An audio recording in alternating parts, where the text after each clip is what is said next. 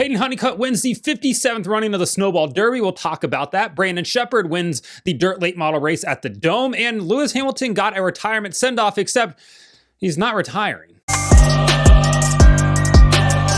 Welcome back to Break Hard. I'm Matt. I was making Chicago dogs for lunch today because I'm cultured, and I proceeded to slice the tip of my thumb off, not actually all the way off, when slicing the pickle spears in half. And yeah, not ideal. So if you see the bandage when I'm moving my hands around because I talk with my hands a lot, that's what it's from. My dog also promptly thinks that this is now food, and every time I go to hand him something, he bites my thumb. So shout out to Nate for not understanding Band-Aids are in fact not food. Getting into what actually happened this weekend, though. We'll start off with the 57th running of the Snowball Derby on Sunday. 2 p.m. Start on the East Coast, 1 p.m. Central Time.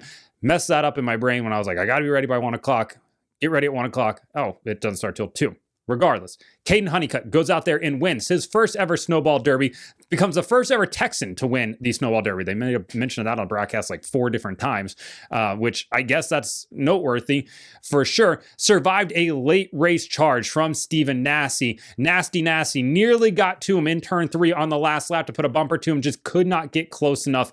Maybe if he dove it in a little bit harder, he could have got there and cleaned him out, but I don't think that Stephen Nasse wants to race that way, or at least not win his first Snowball Derby that way. He'll return in 2025 to try to once again win that ever elusive Derby, the same way that Bubba Pollard will as well. But for Kaden Honeycutt, he got the lead late in this race. There was a caution with a little bit over 20 laps to go. That was for Noah Gragson, who spun out off the corner. They didn't have a caution. Everybody comes in. The 91 of Ty Majeski, it felt like whatever the adjustments they made just absolutely killed the car, because when he goes back out on track, he was the dominant car of the day. Ty Majeski should have picked up his 3rd Snowball victory, should have been the first pole sitter to win the race since, I believe, 2005. Ultimately does not end up getting that victory. And after the race, Matt Weaver from Sportsnaut asked, what happened there at the end. And his crew chief just said, we got a bad set of tires. And that was a common talking point, a common problem all week down in Pensacola at Five Flags. So hopefully they take a look at that going forward, because it sucks to see a guy who should have won this race not win the race because essentially just got a bad batch of rubber in that tire set. But the 21 of Kaden Honeycutt drove away after he got around the 91 on that late race restart. And then Stephen Nasse, if he would have probably gotten around Majeski about a lap earlier, he probably wins this race and picks up his first win at the Snowball, but didn't happen. So really good race, top to bottom, 300 laps. You have your comp cautions because they don't do competitive pit stops here. Have no problem with that whatsoever. I enjoyed this show top to bottom. I really liked what we saw on Sunday. This is my first time watching the Snowball Derby. I wasn't going to pay for it previously on like Speed 51 or whatever it was being shown on back then. But now that Flow has it, because I have a Flow subscription, and I encourage everybody to get one because there's so much good racing on there. Yes, we know the South Carolina 400 absolutely stunk and didn't have the best broadcast, but this was a grade A plus production, top to bottom. I don't have enough good things to say about it. It's made me want to go down to the Snowball Derby next year. Next December, I think Break Hard might have to make the trip down there for the weekend. Probably not for all the practice days and everything like that. But yeah, fully enjoyed this show. Kind of started off with a bunch of, single car incidents. Connor Jones spun out like on lap 1 or lap 2 of the race, and not a single tear was shed for that. He gets caught up in a big wreck after that. Thankfully, the track didn't come apart at all. That was good. And then Kaden Honeycutt goes on to win the race, throws up on himself like he's Noah Gragson in victory lane. Gets out, is doing his interview. Bob Dillner's kind of holding the microphone at like arm's length, and thankfully Bob's tall, so he's got that long reach there to not get too close to the vom that is all over Kaden Honeycutt's fire suit there. The team finally threw him a team shirt. He put that on over his driver's uniform. It was bad. It was bad, but he said he got too excited. It wasn't because he was worn out, just because he's too excited. Kaden Honeycutt, though, will now head to the Truck Series in 2025 with Nice Motorsports to drive full-time over there. And hey, he's going into next season with a ton of confidence. Really excited to see what he can do. He's also the Cars Tour late model champion as well, super late model champion as well. So yeah, pretty banner season for him as he heads into sort of the next chapter of his career as he moves up the ladder to the Truck Series next year. This race, though, really enjoyed it. Like I said, top to bottom. I saw some people online complaining about low car count. There was 45 cars, I believe, that showed up for this race, or 44 cars that showed up to at the lowest count in quite some time. Usually there's more than 50 cars that show up. Apparently, kind of the gist I picked up was a lot of the expense. This race pays $50,000 to win, which is great, but it's not really spread out, through the field. Essentially, the payouts need to be spread out more like equitably throughout the field. And they also talked about how many practices there are, how many tires you're going to have to buy, things like that. And yeah, you could probably take out a practice session or two, or kind of condense the schedule down.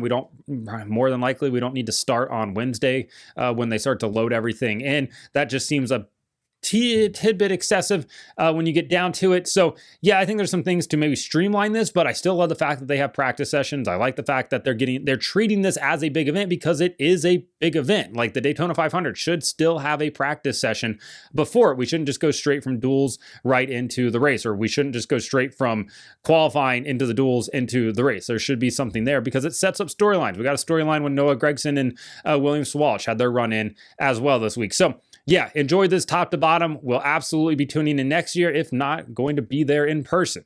All right, let's talk about the other big event that happened this weekend, also on Flow Racing, giving you more than Dirt Vision does at this point. It was the Dirt Late Models at the Dome in St. Louis, one of the wilder races of the season. It is a very tight racetrack.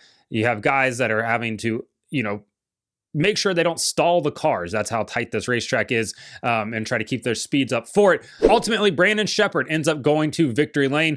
Bobby Pierce had probably a really good shot to win this race, coming off of, or going into turn 3 on off of 4, coming to the flag, but his car broke with about half a lap to go, and he wasn't able to make the run that he wanted to. He said that he was going to slide Brandon Sheppard if he could, and then, see if Shep was going to cross him over, and they were going to have a heck of a drag race to the finish line.